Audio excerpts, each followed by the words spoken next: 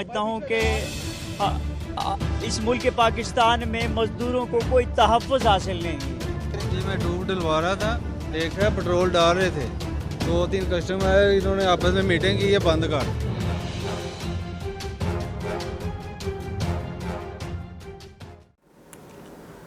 नमस्ते, मैं हूं सुरेश कुमार एकलवे और आप देख रहे हैं हिंदुस्तान न्यूज एंड टिप्स। इन दिनों पाकिस्तान तमाम तरह के संकटों से जूझ रहा है। राजनीतिक संकट के अलावा वह बड़े आर्थिक संकट का सामना भी कर रहा है। देश में अनाज और बिजली को लेकर हाहाकार मचा हुआ है। आटे के दाम आकाश बेल की तरह बढ़ते जा रहे हैं, जबकि देश में मांग के मुकाबले 6500 मेगावाट की उपलब्धता कम होने के कारण पोश इलाकों में भी 12 घंटे तक की बिजली कटौती हो रही है। मदरसा मुल्क के 25% क्षेत्र में तो अंधेरा छा गया है।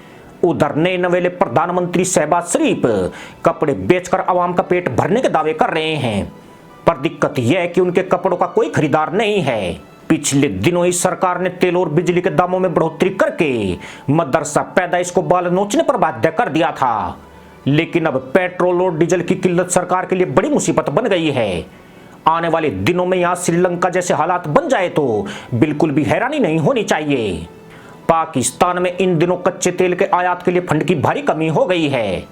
पाकिस्तान स्टेट ऑयल और पाक अरब रिफाइनरी लिमिटेड के पास इतना पैसा ही नहीं बचा है कि वे विदेशों से तेल आयात कर सके।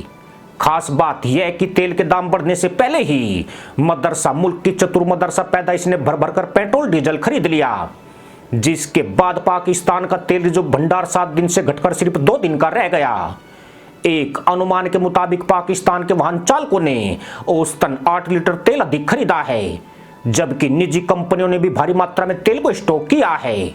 खास बात यह है कि इस दौरान पाकिस्तान विदेशों से तेल खरीदने में नाकाम रहा है। इसकी वजह पाकिस्तानी करेंसी में लगातार हो रही गिरावट समस्या बनी है। विदेशी बैंकों ने स्थानीय बैंकों में तेल विपणन कंपनियों और तेल शोधक संयंत्रों द्वारा खोले गए लेटर ऑफ क्रेडिट के आधार पर धन देने से इनकार कर दिया है। इसके चलते पाकिस्तान की कंपनियों पीएसओ और पार्कों में हड़कंप मच गया है। अब सभी तेल कंपनियां और संयंत्र तेल की भारी किल्लत से जूझ रहे हैं और उनके स्टॉक में महज 2 दिन का तेल शेष बचा है। रिपोर्ट के मुताबिक पाकिस्तान के बैंक तेल उद्योग के लिए धड़ाधड़ लेटर ऑफ क्रेडिट जारी कर रहे थे, लेकिन उनके पार्टनर विदेशी बैंक अब इसे नहीं मान रहे हैं और वे नकद धन की मांग कर रहे हैं। सामान्य भाषा में समझे तो लेटर ऑफ क्रेडिट एक तरह से बैंक गारंटी होती है, यानी खरीदार जब उधार में माल आयात करता है तो वह अपने बैंक से विदेशी बैंक को इस बात की गारंटी दिलवाता है कि उसके माल का पैसा उसे समय पर लौटा दिया जाएगा और उसका पेमेंट नहीं रोका जाएगा। लेटर ऑफ क्रेडिट दोनों ही पक्षों के हितों की सुरक्षा करता है, यानी खरीदार को भी यह डर नहीं रहता है कि पेमेंट भेजने पर उसका ऑर्डर फंस सकता है, जबकि विक्रेता की यह आशंका भी खत्म हो जाती है कि उसके माल के पैसे की जिम्मेदारी अब बैंक की है और वह किसी भी सूरत में डूबने वाला नहीं है। लेकिन अब विदेशी बैंक पाकिस्तान के स्थानीय बैंकों की गारंटी ही नहीं मान रहे हैं। उन्हें डर है कि पाकिस्तान दिवालिया होने के कगार पर है। देश का विदेशी मुद्रा भंडार लगातार कम हो रहा है और पाकिस्तान की तेल कंपनियां भारी घाटे से गुजर रही है।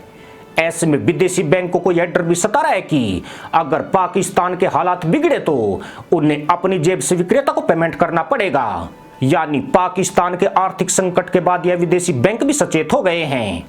दरअसल देश की ईंधन आपूर्ति सीमित, उच्च मुद्रा स्फीति दर और डॉलर की तुलना में पाकिस्तानी रुपए की गिरावट के कारण संकट में है। एक यूएस डॉलर के मुकाबले पाकिस्तानी रुपए की कीमत 198 रुपए के करीब पहुंच गई है। 26 मई को यह 202 रुपए 50 पैसे तक पहुंच गई थी। इसने भी पाकिस्तानी बैंकों के विदेशी पार्टनर बैंकों के कान खड़े कर दिए हैं। आपको बता दें कि पाकिस्तान तेल आयात के लिए पूरी तरह खाड़ी देशों पर निर्भर है। उसके तेल आयात का बड़ा हिस्सा सऊदी अरब से पूरा होता है। पिछले दिनों ही सऊदी अरब ने पाकिस्तान को उधार तेल देने का कोटा 1.2 बिलियन से बढ़ाकर 2.4 बिलियन कर दिया था, लेकिन सऊदी का वादा धरातल पर कहीं नजर नहीं आ रहा है। पाक मीडिया की माने तो सऊदी द्वारा उच्च ब्याज की शर्तें जोड़ने के बाद 8 अरब के कर्ज की यह डील खटाई में पड़ी हुई है और अभी भी दोनों पक्ष इस पर बातचीत कर रहे हैं। अब आने वाले दिन पाकिस्तान के लिए एक और मुसीबत प्रस्तुत कर सकते हैं। अगर आज या कल में तेल कंपनियां फंड नहीं जुटा पाई तो मदरसा मुल्क के मुल्ला जी पानी की बोतल के साथ साथ तेल की खाली बोतल भी सड़कों पर लहराते नजर आएंगे। वैसे परमाणु संपन्न मदरसा मुल्क है, क्या परमाणु बम सिर्फ घास की रोटी खाने के लिए ही बनाया गया है? इससे इनकी गधा गाड़ी भी तो चल सकती है। इसी के साथ अनुमति दोस्तों, जय जवान जय किसान जय हिंद वंदे मातरम।